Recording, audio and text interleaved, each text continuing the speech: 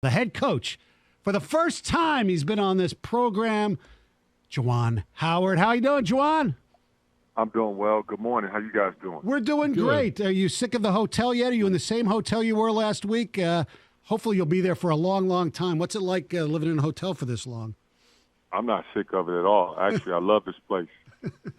I remember last year when we had a chance to play here, and we were staying at the same hotel, and it got cut short, and they sent us home. So, I'm enjoying it. Hey, I want to stay here for a very long time until April 6th. That's the day I'm expecting to check out. What are you guys doing to pass the time? Obviously, practice, watching film, but you can't do that, especially your student athletes. 24 hours a day. What are your student athletes doing? What are you doing when it's not basketball? Well, our student athletes are going to class, so there are times when we're not practicing, when we don't have meetings or film sessions. Our guys are in class. There are also times when our guys are now going to take the chance, since they know that they can go outside to the baseball diamond and walk around and maybe do a little sightseeing inside the baseball diamond, because that's only the area that they allow you to have access to. So get some fresh air. So I'm going to make sure that they take advantage of that. I know for me personally, I've been able to go out to the baseball diamond and do some working out. I ran around the entire field yesterday morning. Today I'm going to go there and do some more running around and get some fresh air. I'm taking advantage of this opportunity as much as possible, and I'm enjoying the process. Yeah, it's not the most, inviting, but it's not vacation time. This is a business trip, and it's work.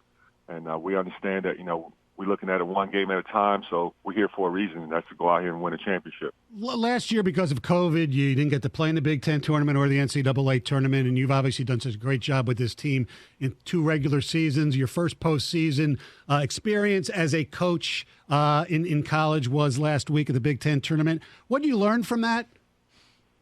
Well, you learn from every win and loss, and we learned that during a close game, down 6.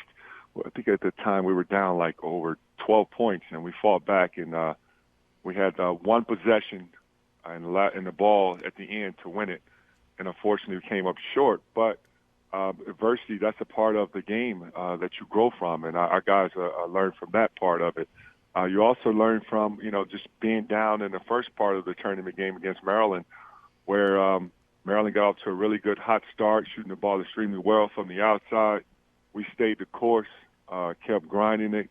Understanding this game is built on runs, got some defensive stops, stayed within the process, and then we started to pull away. So it's been a great experience for not only the players but coaches as well. But we're going to continue to keep grinding as this tournament picks up on Saturday for us. Did you learn not to stay in the coach's box and not get any technical fouls, have any of that stuff going? Yeah, it's funny you say that. When we played against Ohio State, I was Mr. Apologetic. When it came to the coach's box, I looked down, I looked at my feet, I was like, damn, okay, I'm kind of outside the line. I stepped back right away. Isaiah Livers is out indefinitely. What's the impact that's going to have on your team, and who else needs to step up to fill that void of leadership and production? Well, yes, it hurt our team a lot, losing one of the best college players in basketball. Isaiah was having a great season, being his last season, the senior. He's a huge part, not just on the offensive end, but defensive end, as well as leadership that you just mentioned. Who's going to step up? Each and every guy. It can't be pinpointed as one individual. And I would never put pressure on one of our players to say, hey, you got to fill his shoes, because it's impossible. So we want to do it as a collective unit. Now, leadership, we have experience. So Eli Brooks is a great leader. Austin Davis is a great leader. Franz Wagner is a great leader. Mike Smith, Sean D. I mean, we have leaders by committee. But I trust that we have a lot of voices. And there are some voices that I didn't even mention just a minute ago. Like, for example, some of our walk-ons. They're seniors. They have the experience. They've been in these high-pressure games. And they always saying the right things at the right time when it's needed. Well, will we see Brandon Johns take over as a starter, and you like Shawnee coming off the bench, or will that switch at all? Well, we started Brandon last game. Right. So, right now, we're still evaluating. All right, I want to ask you about two players that got some action, and I assume they'll play a little bit more as the week progresses. Terence Williams II, and even Zeb Jackson. How much do you expect from those guys? Oh, Terrence is, he's just as savvy and gritty. Just knows how to play. High IQ ball player. Also had a lot of experience playing with Hunter. So he's going to see some action. Zeb, he's going to see some action during this tournament. Still learning, as they all are, still growing in a lot of ways on the offensive and defensive end. But he's always, the most positive, high-spirited individual, but he also is a grinder. So there are going to be some times when we're going to need his production as well. How have you seen Hunter Dickinson grow throughout this year? We all know that it can be a challenge as a freshman, especially when you get to this point of the season, whether it's the length, it's the pressure of being a student as well. How have you seen him grow throughout the year and your expectations as you enter the tournament? Well, he's grown a lot. He's done it, with his play on the floor. Like when we first started the season, Hunter was not a starter, and it was Austin. And then Austin went down with injury. And next man up, Hunter stepped in, and he did a great job of filling that starting role. And he started growing before our eyes with his comfort level, his confidence. I knew he had the skill level, but, it takes time for a freshman straight out of high school to be able to hit the ground running. Some, they develop it quicker. Bigger guys, it may take some time. But Hunter is a high IQ ball player. He loves basketball. He's a student of the game, and he spends a lot of time with me and also with Chris Hunter. And he's always trying to find ways to get better. So, yes, he hit, really good, Big Ten tournament. I'm sorry, regular season, and then leading up into the Big Ten tournament, he stepped up big for us. But there were some times during the season where he sort of took a little step back, and I thought maybe because of fatigue, logging a lot of minutes. But now that this postseason play has started, every guy's hurting, every guy's tired, but this is a time where you got to dig deep because this is what every college player looks forward to, the NCAA tournament. And I know Hunter is his mouth is watery for this opportunity right now. Juwan Howard joins us on the Stoney and Jansen program here on 97.1 The Ticket. How difficult is it going to be for your whole staff? I mean, as a 1 seed, you play a 16 seed, but you don't know exactly who you're playing. They play on Thursday. You got to scout that. And then how much time is already devoted to LSU and St. Bonaventure as well? Well, in basketball, at this time of the year, you make no excuses. Work is work. And you just got to roll up your sleeves. And we're not looking ahead of the LSU Bonaventure game. We're taking one game at a time.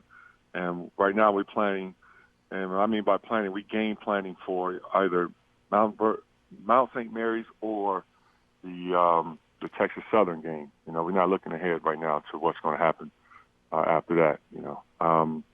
And when they talk about game planning for those two teams, which we won't find out until Thursday on who we will play. But at this moment, it's all hands on deck. Every staff member is a part of this process of getting ready for this first game.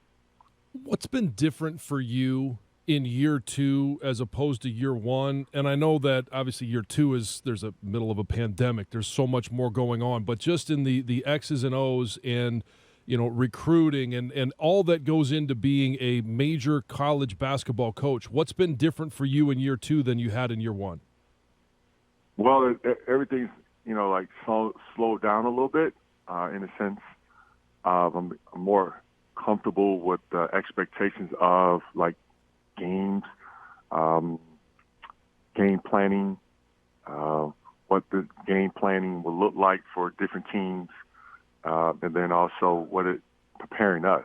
Last year, it was the first time, and I knew, the first year, we will be, an introduction to, what, a head coach in the college field will be like for the head coach, because there's a lot of decisions that need to be made. There's a lot of, folks that lean on me for answers. And now this year, after having 1 year under my belt, things have now slowed down a little bit, and I can manage it a little bit better.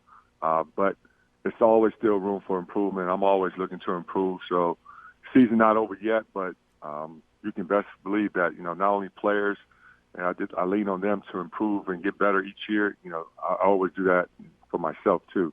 I always want to be, best version of myself each and every year. Now, Juwan, as a player, you went to 2 championship games. As an NBA player, you won a championship. The guy I do the show with, Mr. Jansen, he won he won a national championship in college, but his pro career not even close to a ring. So, who had a better career overall, you or him? That's not even a question. No, that's a cute question. You decide that. Yes, thank you, Juwan. And that was the absolute perfect answer. Come on. Oh, hey, so I want to No, know. I don't get into that. Hey, I know. Jansen, man, I got a lot of love for you, bro. Oh, same here. I've been a big fan of yours when you played at Michigan football, so I'm always going to support you. And you both went to Washington after your Michigan years, right away, right? Well, yeah, exactly right. Yeah. I remember, when I was a rookie with the Washington Bullets, and then, yes, the team, changed the name at my 3rd season and became the Washington Wizards. But the beautiful part about it was Desmond Howard and I, when Desmond was playing for the Redskins, my first year, Des and I, we used to go out to lunch whenever, his schedule allowed it. But we kept the relationship of, the Michigan, family, and that he opened up his arms to me, helping me, navigate and get through that process there in Washington. So, and we still remain friends to this day because we both lived in Miami, Florida area, and we, still hang out and stuff like that. And, it's just amazing. It's just to know that, Michigan people look out for Michigan people. And when I tell recruits and their families that, sometimes I let them know that, hey, this is not something that it's a recruiting pitch where, I'm trying to say all the right things. It's real. The Michigan family really look out for each other, and that's the beauty of, being a part of the University of Michigan, man. And I'm just, happy that the brotherhood is real at Michigan. It is, and I couldn't be happier that you are here as the head coach. And I just, before we let you go, I want to ask you one thing. I know in myself, I believe, to this day that I could still play. Do you still lace them up, and do you challenge, or does Hunter Dickinson or Austin Davis, do they ever say, hey, let's go one-on-one, coach? No, they haven't said it yet, and I don't still try to play. I haven't played basketball in a 5-on-5 or 4-on-4 setting in a while. It's been since the time when I was with the Miami Heat. But my mind tells me that I can kick their butt. But I would tell you this, from a physical standpoint, my physical condition, I still, work out, but I never do any basketball training. I think if we went out there and tried to play a one-on-one, I think the first 5 possessions I would have 6 or 7 hard fouls, and I would be so gassed and tired that they probably end up winning that game. You got to use all you got. That's right. Right. Don't take them home with you. Don't take the fouls home with you. That's right. Juwan, thanks for joining us. We really appreciate it, and good luck in this run, and hopefully it'll be a long one. Thank you, guys. I appreciate it, man. Thanks for the support, and it's good talking to you guys this morning. Go Blue. Stay safe. Yep. Go Blue. All right, that's Juwan Howard joining us here on 97.1 The Ticket.